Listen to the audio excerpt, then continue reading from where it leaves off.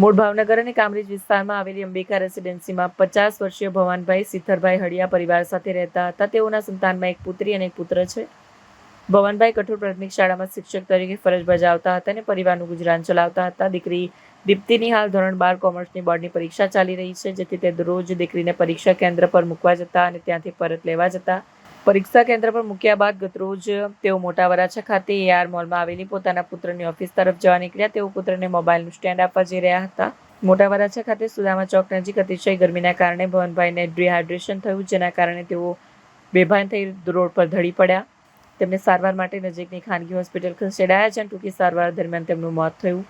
અચાનક બનેલી ઘટનાથી પરિવાર પર દુઃખનો પહાડ તૂટી પડ્યો. આ અંગે વધુ તપાસ ઉત્તરાયણ પોલીસ કરી રહી છે. આ ઘટનામાં સૌથી વધુ હૃદયસ્પર્શી બાબત પુત્રી દીપ્તિની હિંમત રહી છે. એક તરફ પિતાના મોતના સમાચાર મળ્યા હતા, તેમ છતાં પિતાનું સપનું પૂરું કરવા દીપ્તિએ ભારે હૈયે ધીરજ રાખી સેક્રેટરીયલ પ્રેક્ટિસનું પેપર પૂર્ણ કર્યું. એટલું જ નહીં, આગામી 17મી માર્ચે આવનારું છેલ્લું પેપર પણ તે આપશે તેવો મક્કમ નિર્ધાર કર્યો છે.